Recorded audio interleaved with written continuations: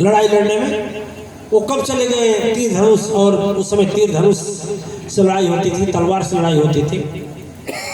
कब वो चले गए? महारानी जिद की जाइए तो राजा बात माना। घड़ी की सुई रात 12 बजे पहुंची थी, 12 बजे पर गई थी घड़ी की सुई। राजा बेतहासा भागा और सदगुरु का दरवाजा खटखटाया। सदगुरु ध्यान मुद्रा में थे, उन्हें जानकारी भी थी कि हमारे देश पर शत्रु आक्रमण कर दिया है, और ये भी सूचना मिल गई थी कि राजा अस्त्र डालने वाला है। दरवाजा गुरु ने खोला। राजा गुरु के पास बैठे, बोले कि क्षमा करें, हमारे पिताजी बोले थे कि जब बहुत बड़ी विपत्ति आ जाए और कोई रास्ता और सहारा न मिले तो सदगुरु के पास जाए। कोई भी विपत्ति हो, बहुत भयंकर से भयंकर विपत्ति हो, तो भी सदगुरु के पास जाना। और इस स्थिति में हो क्या करूं, क्या नहीं करूं, कहां जाऊं, कैसे करूं। जब भी तेरे जीवन में किंग कर्तव्य विमूढ़ता की स्थिति आ जाए कि मैंने क्या करना चाहिए, क्या नहीं करना चाहिए, ऐसे हालात में तुम सदगुरु के पास जाना, वह तुझे कुछ रास्ता जरूर बताएगा। था सम्राट, छोटा ही सही राजा था। अंदर गया राज दरबार में, अंदर गया राजा, चरणों में गिर गया। कहा महाराज, सेना चारों ओर से, दुश्मन की सेना अपने सीमा के चारों ओर से घेर ली है, किसी रास्ते से भागना मुश्किल है। मेरे पास 144 मात्र सेना है और उसके पास कई गुना सेना है, 10,440 है। आप हम तो यही कहेंगे कि आप कह दीजिए कि हम अस्त्र डाल दें। गुरुजी 2 मिनट के लिए गंभीर हुए और बोले कि अच्छा बताओ तुम्हारा सेनापति क्या कहता है। सेनापति बाहर खड़ा था। जब सेनापति अपना नाम सुना तो अंदर गया। कहा क्या महाराज? कहा कि तुम क्या कहते हो? कहा महाराज हम क्या कहते हैं, हम तो ही कहते हैं हथियार डाल। महाराज जी ने कहा अच्छा काम करो, तुम सेनापति का काम छोड़ दो आज। बोले छोड़ दे मतलब? यहाँ तो निर्णय लेने की बात है, क्या किया जाए। वो बोले कि सेनापति तुम नहीं, सेनापति मैं रहूंगा। वो बोला गुरुजी ध्यान लगाते हैं, राम नामी चद्दर ओढ़ करके ओम नमः शिवाय से जो कुछ भी हो ध्यान करते हैं, मंत्र पढ़ते हैं, जाएंगे रणभूमि में लड़ाई करने, इनके बस का है तलवार कैसे चलाना है, सेना को निर्देश देंगे। और चारों ओर से जब घिरी हुई है सेना, तो 144 से हम लोग हैं तो मारेंगे कैसे, किधर जाएंगे। राजा कहा महाराज इस समय व्यंग का नहीं है,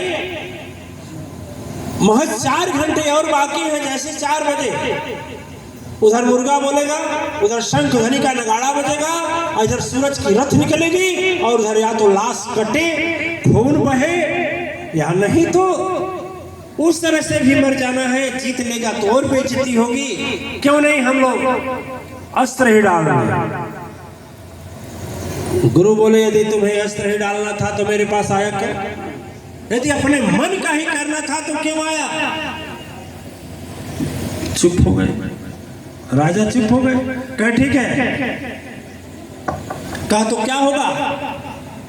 कहा कुछ नहीं, जाओ लड़ाई होगी। कहा महाराज लड़ाई होगी। सेनापति बोला महाराज लड़ाई होगी।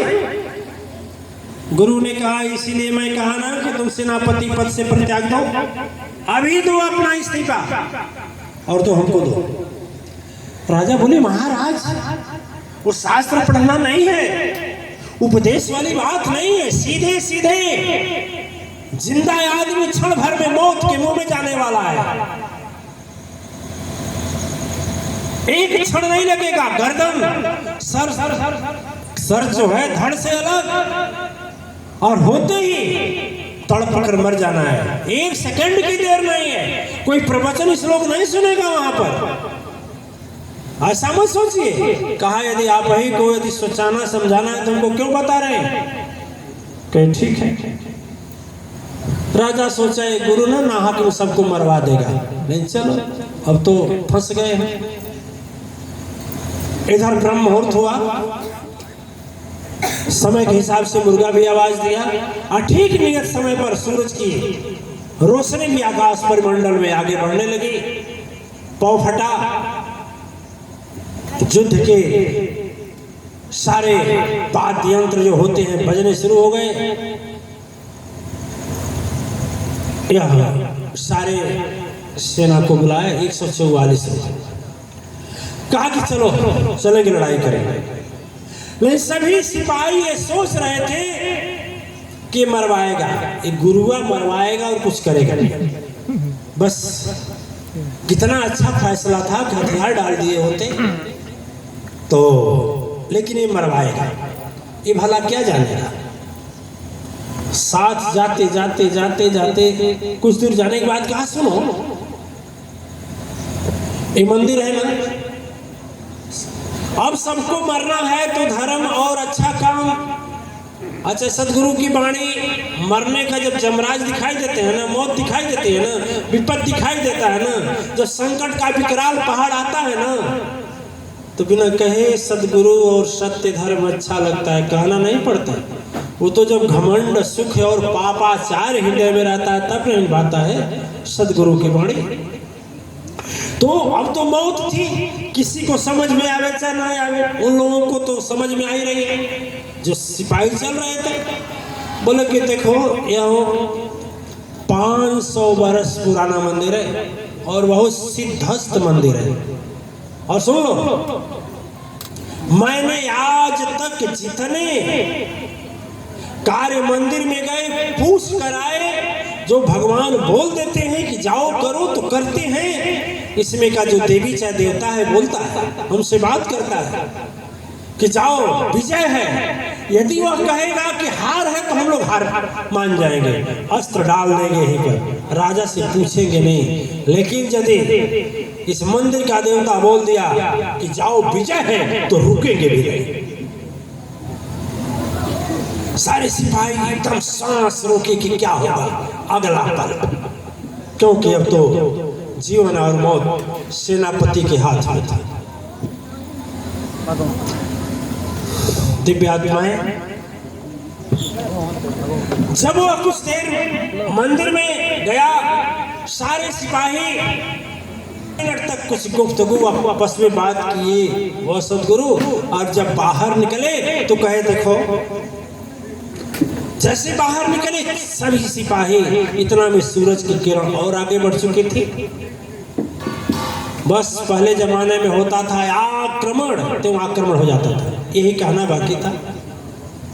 सारे सिपाही 144 जो थे गुरु को चारों से घेर लिए कि कहेंगे क्या, एक गोला सा बना लिए।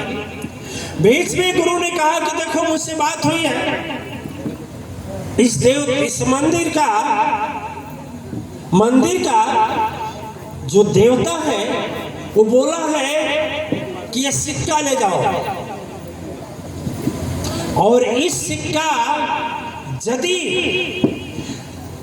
सिक्का पर कितने का सिक्का है। सिक्के के 2 पहलू होते हैं, एक में कितने का है होता है और उसके पीछे प्रमाणित होता है कोई चिन्ह। जैसे अपने यहाँ 1 रुपए के सिक्के में जौ की बाल होती है, पीछे दूसरी ओर लिखा रहता है 1 रुपया, चाहे कहीं ऐसे अंगूठा रहता है, एक साइड में लिखा रहता है 1 रुपया, तो एक बगल चिन्ह हो गया, एक बगल कितने का सिक्का है ये हो गया। कहा मंदिर का देवता मुझसे कहा है कि यदि कितने का सिक्का है आकाश में फेंकना, और नीचे यदि जितने का सिक्का है वह ऊपर आ जाता है तो समझ लेना तेरी विजय निश्चित है। सारे सिपाही हार मान चुके थे, एक श्वास के अंदर फैसला करना था जीवन और मौत का, हार और पराजय का। और उस सदगुरु ने जैसे आकाश में उस आकाश में उस सिक्के को उछाला, सारे सिपाही के प्राण और सांस एक टक उसी सिक्के को देखने लगे कि इस धरा पर आवे तो देखे क्या आता है।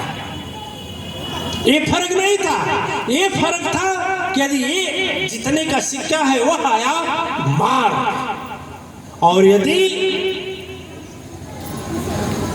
वह नहीं आया तो हार, हथियार डाल दे। और जैसे सिक्का नीचे आया, सूरज की किरण और ज्यादा ऊपर आ चुकी थी, चमकता हुआ चांदी का सिक्का जब नीचे आया तो देखा ऊपर 1 रुपए का, जो भी जितने का सिक्का था वही लिखा मिला। अब यह देखते ही सारे सिपाहियों के अंदर एकदम जोश हो गया, एकदम उमंग हो गया, एकदम तेजस्विता से भर गए, सारे के सारे स्फूर्ति इतनी हो गई, रग रग में खून की मेरा विजय होने वाला, मार, एक को नहीं 100 को मार, 1000 को मार तो मार। और सबके अंदर यह दैविक चमत्कारिक शक्ति जो होती है इतना विशाल रूप ली कि सेनापति के आक्रमण कहने का इंतजार ही नहीं किए, सारे सिपाही खींचे तलवार और इतनी तेजी से दौड़े उस दिशा की ओर जिस दिशा की ओर दुश्मन नजदीक थे। वह दुश्मन अभी तक सोचे विचारे पोजीशन ले